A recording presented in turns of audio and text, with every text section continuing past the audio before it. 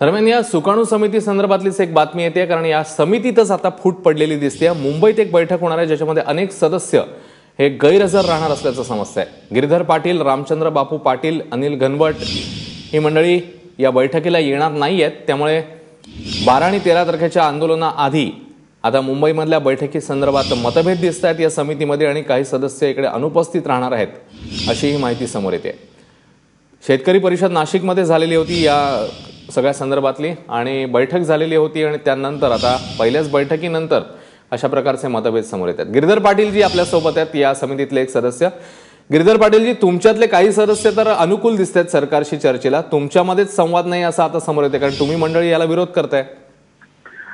नाही, आम्ही विरोध नाही करत आहोत, पण अजून सरकारशी बोलण्याची वेळ आलेली नाही असं आमचं मत आहे। कारण आताच नुकतंच हे आंदोलन आपण वेगळ्या परिस्थितीमध्ये नेत आहोत आणि त्याची फेर मांडणी, त्यातल्या मागण्या याच्या बाबतीमध्ये अजून जेवढा विचार व्हायला हवा तो झालेला नाही आणि घाईघाईमध्ये सरकारकडे जाऊन काहीतरी मागायचं आणि त्यांनी द्यायचं, त्याच्यामुळे हे आंदोलन विरून जाऊ नये म्हणून आम्ही काळजी घेत आहोत आणि शेतकऱ्यांच्या पदरामध्ये काही आपल्याला टाकता येतं का या दृष्टीने आमची ही सगळी आखणी आहे। चर्चेला आमचा नकार नाहीये, चर्चेला आम्ही योग्य त्या वेळी योग्य त्या सक्षमतेने जाऊ हाच आमचा आग्रह असणार आहे। आणि मग याच कारणासाठी तुम्ही बैठकीला येत नाही आहात?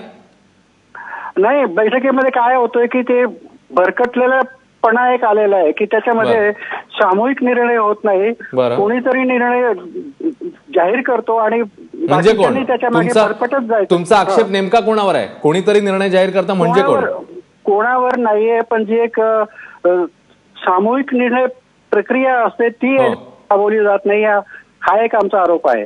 बरं, तुम्ही किती मंडळी या बैठकीला अनुपस्थित राहणार आहात? मी नाही येणार, बुधाजीराव येणार नाहीयेत, अनिल घनवट येणार नाहीये, रामचंद्र बापूंचा पण निरोप होता की ते पण जाणार नाहीयेत आणि शेतकऱ्यांच्या प्रश्नांच्या बाबतीत जे जे लोक जागरूक आहेत त्यांना हा राजकीय थिल्लरपणा आवडत नाहीये आणि याच्यातून काही निष्पन्न न होता आंदोलन विरलं तर ज्या गरीब शेतकऱ्यांनी लाट्या काट्या खाऊन आमच्यावरती विश्वासाने हे सगळं सोपवलेलं आहे त्यांचा विश्वासघात केल्यासारखं होईल। त्यामुळे या पापामध्ये सामील व्हायचं का नाही हे आता आपल्याला सगळ्यांना ठरवावं लागणार आहे।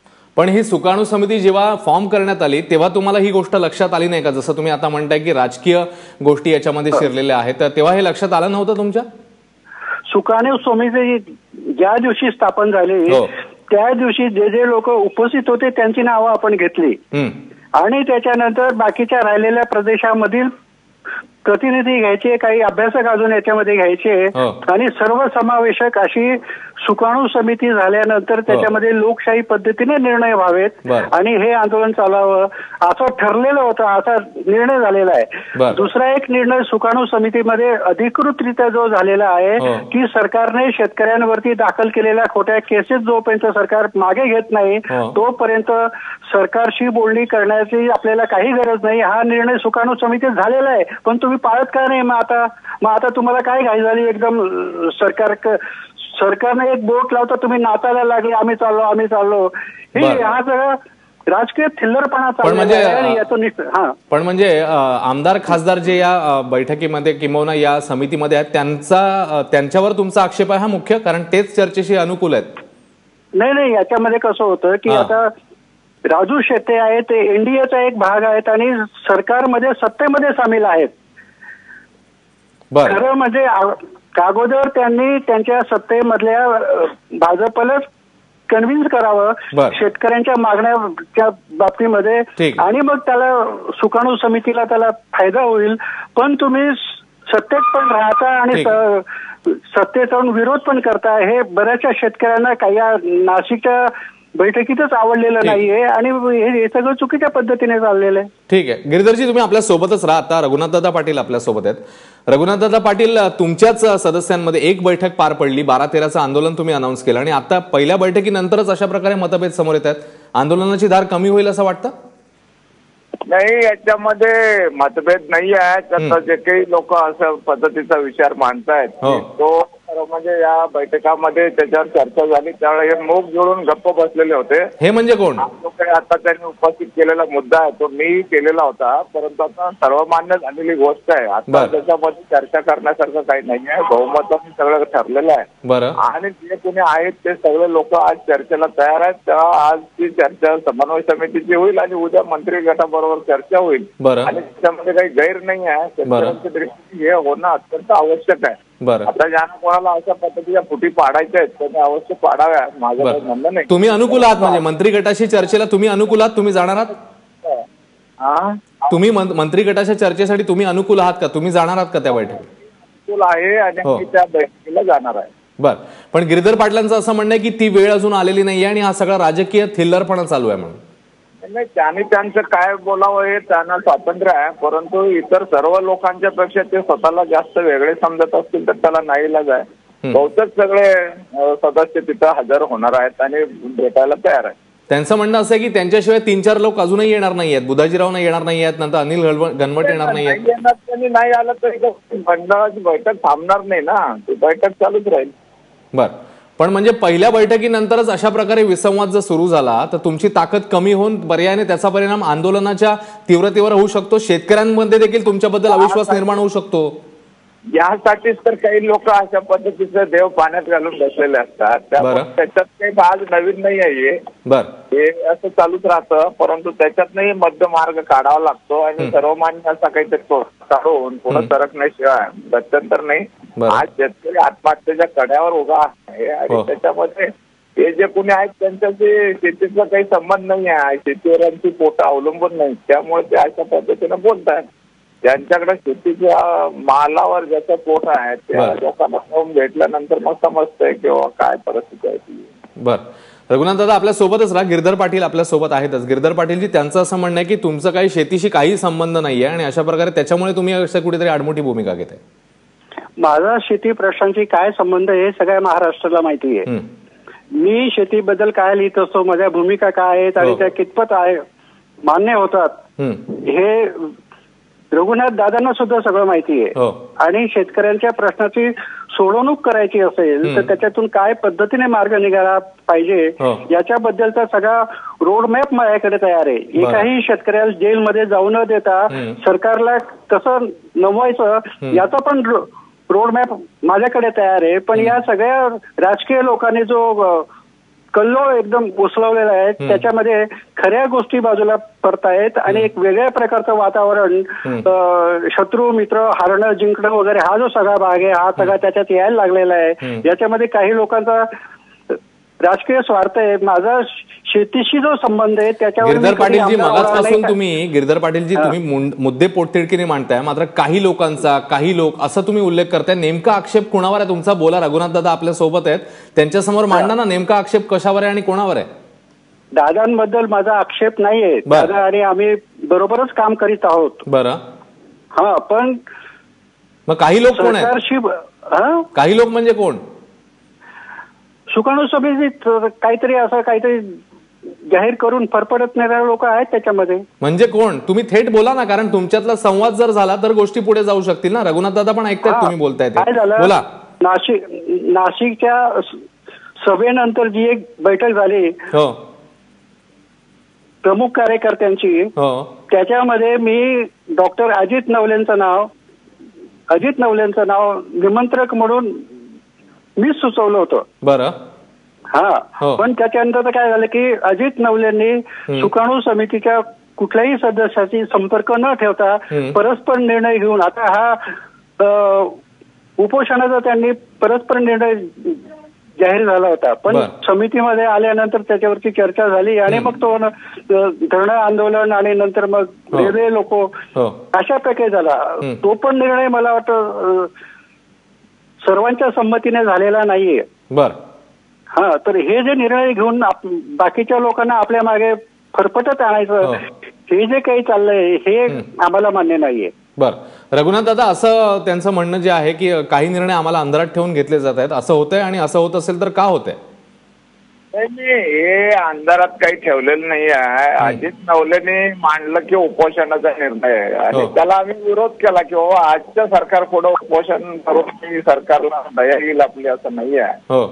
आणि हे उपोषणाचं गांधींचं हत्यार हे ब्रिटिशांना काही सौजन्य होतं. आता जे राज्य करताना उपाशी आम्ही दारात बसलो तर ते वाटत नाही आहे. त्यामुळे उपोषणाचा सर्वांनी त्याच्यावर विचार करून तो निर्णय रद्द केला. त्याच्याबद्दल काही अजित नवलेने पण आग्रह नाही धरला. त्यांनी सुचवलं, त्यांचं मत आहे तर त्यांनी मानलं, यात काही त्यांनी गैर केलेलं नाही आहे. त्यांनी असं काही बाजूला ठरवलं बिरवलं असं नाही.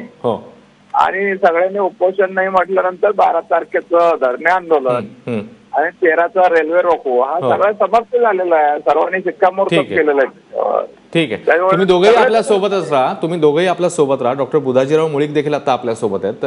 मुळीकजी, आपण ऐकलेलं असेल हे दोघं मंडळी काय म्हणतायत आणि गिरधर पाटलांचं म्हणणं आहे की तुम्ही देखील नाराज आहात, तुम्ही देखील जाणार नाही आहात बैठकीला. एक पहिलं काय आहे की ज्यावेळी मी नाशिकला 4 तारखेला गेलो होतो, ज्यावेळी मला बोलवलं म्हणजे आणि अध्यक्षावरून सांगितले होते, तर त्यावेळी गिरधर पाटील फार चांगले आहेत बरं का. म्हणजे अकॅडमीच म्हटला तर तो चांगला म्हणून चर्चेला ते चांगले आहेत कुणी म्हटलं. हा पहिला भाग आहे. रघुनाथ दादांचं नाव माझंच म्हणणं होतं असावं, त्यांना आंदोलक आहेत बरेच वर्ष आणि अभ्यासू आंदोलक आहेत. दुसरा भाग कसा आहे माहिती का की सुकाणू समिती पहिली झाली याचं कुणी कम्युनिकेटच केलं नाही कुणाला. आता मी पुण्याला आहे ना, मी पत्रकातनच वाचतो. पहिला भाग आहे. दुसरा भाग काय आहे की आता नाशिकला मला जाता आलं नाही त्याशी, कारण ते काय की तुमच्या सोयीने मिटिंग नसतात ना आणि तुमच्या कमिटमेंट असतात. तर आता त्यांनी ठरवलं जे काही 12 तारीख 13 तारीख ठरवली. मी त्यावेळी एक माझा व्हॉट्सअपचा मेसेज दिला होता. ते चंद्रकांत बनकर म्हणून एक DYSP रिटायर्ड आहेत, ज्यांनी पहिल्यावर तुम्हाला बोलवलं, त्याला माझं म्हणणं सांगितलं होतं. आणि आता माझं काय म्हणणं आता माहिती आहे, पहिलं शासनाला सुकाणू समितीने खरं आता वाद अशा करता घालू नयेत की कधी नाही ते शेतकरी एकत्र आले.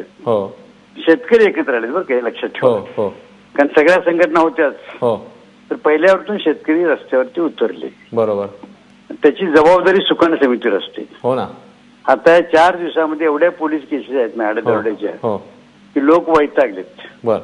आता ते रेल्वे बंद जे काही म्हणतात ना, रेल्वेची एक कोर्ट झाशीला आहे आणि दुसरं कोर्ट आहे त्या कुठे त्या भोगळीला असं. म्हणजे 12 आणि 13च्या आंदोलनाचं 12 आणि 13च्या आंदोलनाचं स्वरूप तुम्हाला मान्य नाहीये? म्हणजे नाही मान्य नाही. माझं जनरल काय 12ला ठीक आहे माझं म्हणणं. दुसरं माझं सरकारला म्हणणं काय माहितीये का, त्यात मी ते नाशिकला सांगितलं होतं, तुम्हाला चर्चा काय, तुम्हाला सांगायचं की कर्जमुक्ती करायची आहे, पहिली मागणी तुम्हाला ठरली आहे. दुसरी उत्पादन खर्चावर आधारित बाजारभाव द्यायचा, हे तुम्ही सांगितलेलं आहे. तिसरा भाग असा असतो की जे काही पेन्शनचा भाग आहे आणि चौथा विरमा. नाही तुम्हाला सांगतो मी, तर सरकारने काय करावं माहितीये का, त्यांना वाटतं ना काही शेतकरी श्रीमंत आहेत की सरकारकडे यादी असते ना, नोकरदारांची उद्योगपती यादी असते ना. मुळीजी हा मुद्दा वेगळा आहे. मी आता फक्त तुमच्या मीटिंग बद्दल बोलतोय की या मीटिंगला तुम्ही उपस्थित राहणार आहात का आणि मंत्री गटाशी चर्चेला तुमची अनुमती आहे का, तुम्ही राजी आहात का? एक काय म्हणते की माझं म्हणणं आहे की मंत्री गटाने निर्णय घ्यावा अगोदर, आणि जर त्याला मीटिंग बोलवायची असली तर त्याने ऑफिशियली कळवावं सगळ्यांना काय असेल ते, आणि ते मिनिट्स मध्ये आलं पाहिजे. नाहीतर मिटिंगला जायचं आणि राजकीय होता कामा नये. म्हणजे राजकीय होता कामा नये बरं का, कारण आमदार खासदारांना बोलायला लोकसभा आणि विधानसभा आहेत. हे माझं ठाम म्हणणं आहे बरं का. राजकीय का होता कामा नये. शेतकरी कधी नाही ते इतके फ्रस्ट्रेट झालेले आहेत. पण तुमचा नाही बुधाजीरावजी, तुमचा मुद्दा माझ्या लक्षात आला. पण आता सुकाणू समितीची आज होणारी बैठक आणि मंत्री गटाची उद्या होणारी बैठक, याच्यामध्ये तुम्ही सुकाणू समितीचे प्रतिनिधी म्हणून असणार आहात की नाही? कारण आता गिरधर पाटील म्हणतात की तुम्ही पण जाणार नाही आहात. नाही, एक आजही मला बोलवलं नाही, उद्याही मला बोलवलं नाही. बोलवलंच नाहीये. दुसरं नाही, दुसरा भाग काय माहितीये का, पहिला भाग. दुसरा भाग काय ऑफिशियली काय पाहिजे, नाही तर त्या मिनिट्सला अर्थ नसतो. बरं, ठीक आहे. रघुनाथदादा पाटील आपल्या सोबत आहेत, आपण त्यांना विचारूया. रघुनाथदादा, बुधाजीराव म्हणतात की त्यांना बोलवलंच नाही.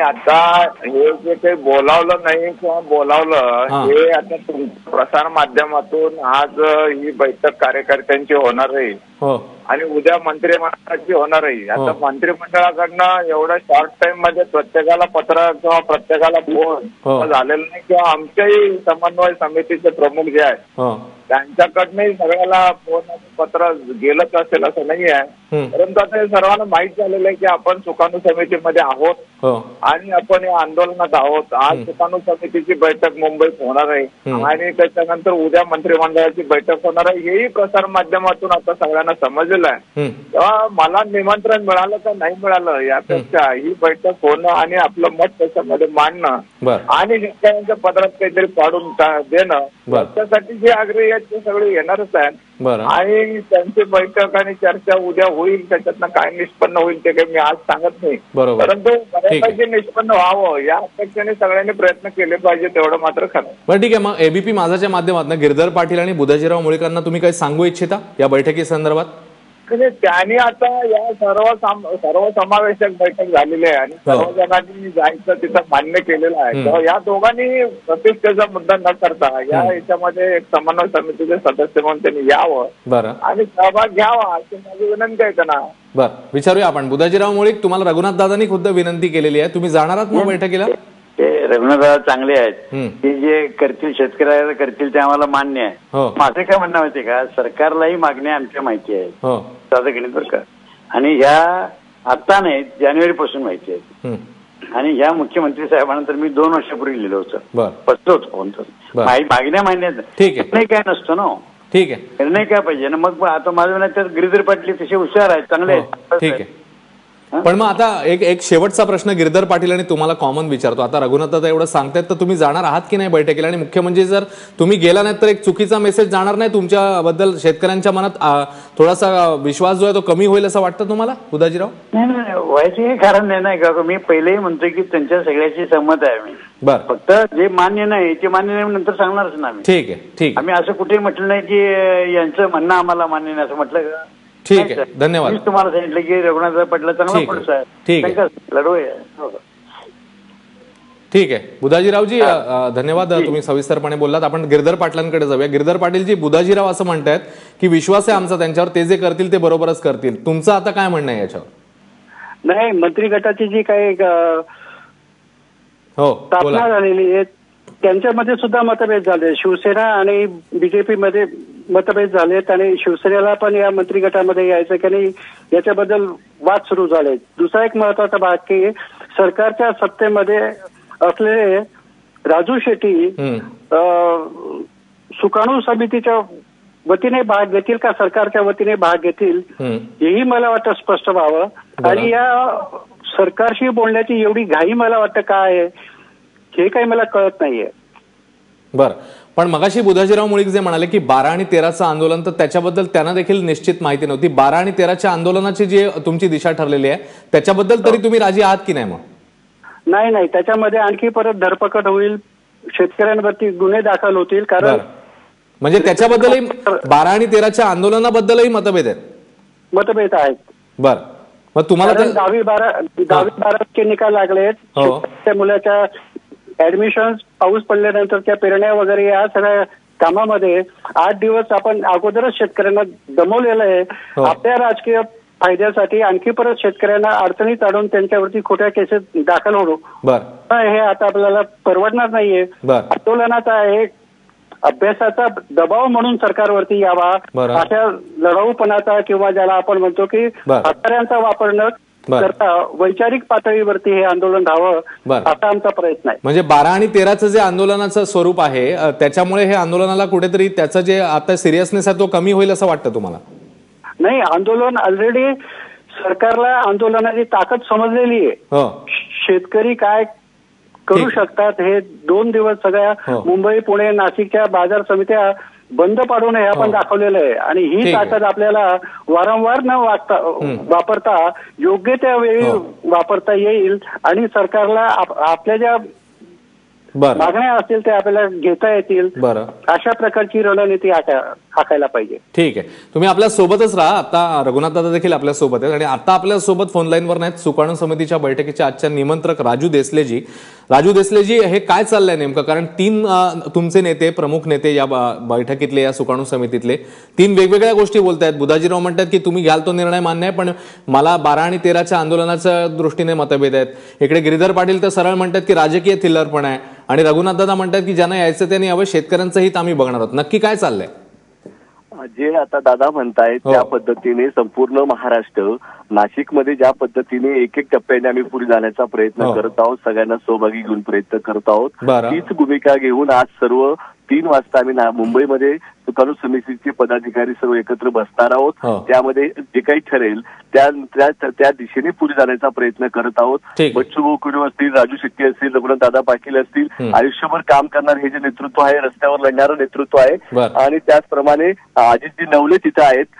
त्यामुळे जी काही भूमिका असेल ती शेतकऱ्यांच्या दृष्टीने आणि अनुभवी असलेल्या लोकांच्या अनुभवातून पुढची दिशा आम्ही निश्चित करणार आहोत. त्यामुळे मतभेद असण्याची जागा, ओपन बोलण्याची जागा ही त्या ठिकाणी आहे. अजून लोकांनी, सर्व पदाधिकाऱ्यांना विनंती महाराष्ट्राच्या वतीने मी करतो की आपण त्या ठिकाणी यावं, आपली भूमिका मांडावी आणि हे चांगलं चालू असलेलं आंदोलन एकवीस दिशेने जाण्यासाठी सर्वजण प्रयत्न करतात, याला साथ द्यावी. कारण महाराष्ट्राचं लक्ष लागलेलं आहे, याची दखल घेतली पाहिजे. कोणी याच्यामध्ये प्रवक्ता नाही, कोणी या ठिकाणी, सर्व आम्ही सामुदायिक नेतृत्व करत आहोत, सामुदायिक पद्धतीने विचार करण्याचा प्रयत्न सुरू आहे. पण राजू देसलेजी, बुधाजीराव असं म्हणतात की आजच्या बैठकीला मला बोलावलंच नाही आणि मुख्य म्हणजे 12 आणि 13चे जे आंदोलनाची तुमची दिशा आहे त्याच्याबद्दल देखील या मंडळींचे मतभेद आहेत. आणि इकडे गिरीधर पाटील तर म्हणतात की धरपकड होईल आणि आणखी आंदोलन वेगळ्याच दिशेने जाऊ शकतं. असं का होतंय? पहिली बैठक झाल्यावर इतके मतभेद इतक्या नेत्यांमध्ये? नाही, आमच्यामध्ये मतभेद नाहीत. मुळीक साहेबांशी अजित नवले पण संपर्क करण्याचा प्रयत्न करत आहेत, ते होऊ शकला नव्हता, ते आता सकाळपासून प्रयत्न करत आहेत. आणि आज आम्ही बसणार आहोत, सर्वांचे विश्वासात घेऊनच पुढची दिशा ठरणार आहे. रघुनाथ दादा आहेत, राजू शेट्टी साहेब आहेत, अशोक ढवळे आहेत, सर्व जाणकार नेते नेतृत्व करतायत. योग्य दिशेनेच जाईल हीच आमची भूमिका आहे. पण गिरीधर पाटील असं म्हणतात की हा राजकीय थिल्लरपणा आणि काही विशिष्ट लोकच निर्णय घेऊन त्याची अंमलबजावणी करतात, आम्हाला अंधारात ठेवलं जातं, असं गिरीधर पाटलांचं म्हणणं आहे. आता गिरीधर पाटील आमचे वरिष्ठ मार्गदर्शक आहेत, त्यांच्याकडनं खूप आम्हाला अपेक्षा आहेत सर्व व्यापक भूमिका घेण्याची. त्यांच्यात ते ज्या पद्धतीने त्यांनी असं करू नये, ते आमचे मार्गदर्शक आहेत आणि त्या पद्धतीने राहावं आणि सर्व पद्धतीने सहकार्य करावं ही आमची भूमिका आहे. इथं काही कोणी बोलायची, सरकारशी बोलायला निघाले नाही. हे आपसात पहिले आपण बसणार आहोत, भूमिका करणार आहे, त्या प्रक्रियेमध्ये साथ द्यावी सगळ्यांनी आणि एक रूपाने सगळ्यांनी शेतकरी नेतृत्व करावं ही आमची भूमिका आहे. पण त्यांचं असं म्हणणं की सरकारशी चर्चेची वेळच आली नाहीये अजून. त्या संदर्भात आता बसल्यावरती सर्व आपण भूमिका घेणार आहोत, चर्चा करायची, कसं करायचं, हे पुढची दिशा. एका व्यक्तीला कोणाला अधिकार नाहीये, त्याच्यावर सामुदायिक जबाबदारीने, सामुदायिक पद्धतीने आपली भूमिका पुढे जाते आहे. म्हणून त्या दृष्टिकोनातून अजित नवले आज संपूर्ण कॉर्डिनेशन करतायत. आम्ही सर्व नाशिकचे सदस्य तिथं पोहोचत आहोत, बाकीचे लोक रस्त्यामध्ये आहेत. त्यामुळे योग्य दिशेने होईल ही आमची अपेक्षा आहे. 2 मुद्दे राजू देसलेजी, नंतर आपण गिरधर पाटलांकडे जाऊया. पहिलं म्हणजे अशा पद्धतीने मतभेद पहिल्याच बैठकीनंतर येणं समोर, जेव्हा की तुम्ही आंदोलन अनाऊन्स केलेलं आहे 12 आणि 13चं, याच्यामुळे शेतकऱ्यांच्या मनात तुमच्या एकूण समितीबद्दलच थोडीशी शंका निर्माण होऊ शकते, असं तुम्हाला वाटत नाही का? याबद्दल मी एकच सांगू इच्छितो की विचारवंतांनी मार्गदर्शन केलं पाहिजे, पण रस्त्यावरती एकत्र लढणाऱ्या संघटनेचे सर्व जे नेते आहेत, पदाधिकारी, याच्यामध्ये समन्वय चांगल्या पद्धतीने. दादा तुमच्या सोबत आहेत, राजू शेट्टी साहेब पोहोचतायत, बच्चू कडूजी रात्री बोललेले आहेत, त्याच्यामुळे अशोक ढवळे आहेत, त्याच्यामुळे आमच्यामध्ये कुठेही संवाद नाही.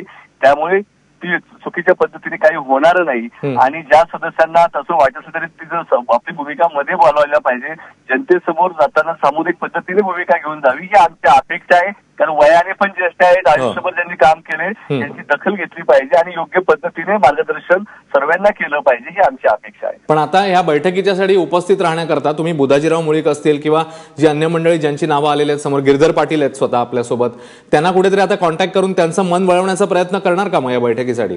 सर, त्यांना रात्रीच SMS पाठवलेले, ताजिंदवले त्यांच्याशी बोललेले आहेत. आता आम्ही काय त्याच्या पलीकडे, त्याच्यामध्ये ज्येष्ठ आहेत ते आणि त्यांना SMS पाठवले. SMS आणि SMS आम्ही पत्रावर कॉर्डिनेशन करणार असेल. अजित ते आमच्या अगोदर नाशिकमध्ये झालेल्या मीटिंग मध्ये ठरलं होतं की आम्ही SMS आणि याच्यातून प्रत्येकाला आपण कळवण्याचा प्रयत्न करू. खूप कमी वेळामध्ये कॉर्डिनेशन करावं लागतंय. म्हणून अजूनही आम्ही तिथं आजपासून मुंबईत जाऊन सर्व चर्चा करू, एकत्र बसू आणि पुढे जाण्याचा प्रयत्न करू.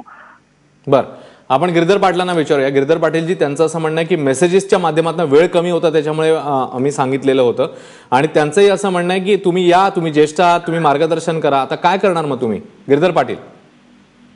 आमंत्रणाबद्दल आमचा काही आक्षेप नव्हताच कधी, बरं का.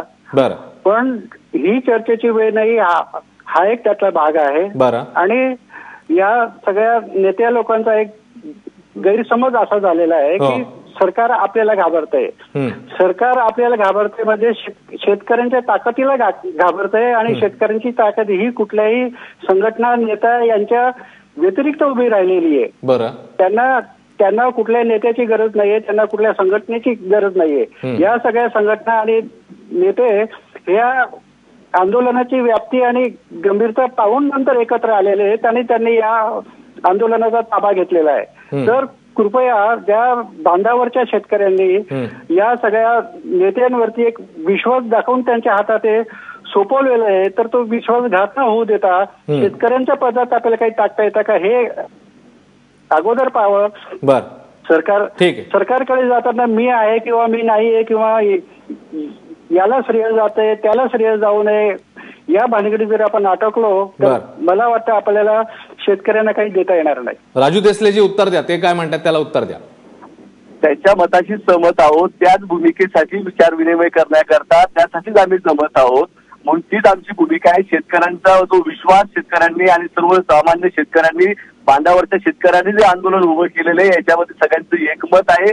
आता जी जबाबदारी मिळालेली आहे त्या जबाबदारीतून आपल्याला चांगल्या प्रकारचा न्याय मिळावा यासाठीच सर्व नेतृत्व आणि सर्व चळवळीतले सर्व नेते एकत्र आलेत. त्यामध्ये गिरधर पाटलांचं मोठं योगदान आहे. त्याच्यामुळे त्यांनी कृपया याच्यामध्ये सहभागी व्हावं प्रक्रियेमध्ये आणि मुंबईला पोहोचावं अशी मी त्यांना विनंती पुन्हा आपल्या माध्यमातून करतो आणि सर्वांना करतो आम्ही इच्छितो की ज्येष्ठांनी याच्यामध्ये पुढाकार घ्यावा, तरुणांना मार्गदर्शन करावं, महाराष्ट्राचं शेतकऱ्यांना न्याय मिळावा या भूमिकेकडे आपल्याला जायचं आहे. हीच आमची भूमिका. आम्ही सरकारकडे आता लगेच बोलायला जात नाही आहोत, सगळे बसणार आहोत, पुढची दिशा संदर्भातली चर्चा होणार आहे आणि सामुदायिक चर्चा करून पुढे जाणार आहोत. हीच आमची भूमिका आहे. ठीक आहे. फायनल कमेंट गिरधर पाटीलजी, इतकं सगळं सांगितल्यावर राजू देसले म्हणाले, रघुनाथ दादा म्हणाले, आता तुम्ही बैठकीला जाणार की नाही जाणार? नाही, आज सुकाणू समितीच्या बैठकीमध्ये असा निर्णय व्हावा की सरकारने अगोदर शेतकऱ्यांवर दाखल केलेल्या खोट्या केसेस जोपर्यंत सरकार मागे घेत नाही तोपर्यंत सुकाणू समिती सरकारशी बोलण्यामध्ये त्यांना काहीच स्वारस्य नाहीये. सरकारने अगोदर आपली सकारात्मकता दाखवावी आणि मग सुकाणू समिती त्यांच्या बरोबर बोलायला तयार होईल. पण हे मुद्दे मांडण्यासाठी तरी तुम्ही सुकाणू समितीच्या आजच्या बैठकीला जाणार की नाही जाणार? नाही, मी जोपर्यंत सरकार शेतकऱ्यांवरच्या केसेस मागे घेत नाही तोवर मी या आंदोलनामध्ये सहभागी होणार नाही. बर. म्हणजे बैठकी आणि सगळ्या इथून पुढच्या सगळ्या बैठकांवर तुमचा बहिष्कार असेल? हो, बहिष्कार असेल. बर. खूप खूप धन्यवाद गिरधर पाटीलजी, आपण आमच्याशी सविस्तरपणे बोललात त्याच्याबद्दल. राजू देसलेजी देखील आपल्यासोबत होते, त्यांचं देखील असं म्हणणं आहे की या सगळ्या मंडळींनी यावं, ही सगळी मंडळी ज्येष्ठ आहेत. रघुनाथदादा पाटील देखील स्वतः आपल्यासोबत होते, त्यांचंही असं म्हणणं आहे की ही बैठक निश्चित झालेली आहे आणि आंदोलन आता आम्ही पुढे नेत आहोत. पण गिरधर पाटील यांचं मात्र अजूनही असं ठाम म्हणणं आहे की सरकारशी आत्ता चर्चा करायची अजिबात गरज नाहीये, आधी खोटे गुन्हे मागे घ्या आणि मगच आपण चर्चेचा विचार करू. त्यामुळे आता एकच बैठक पार पडलेली आहे फक्त या सुकाणू समितीची आणि आपल्याला मतभेद समोर येतात.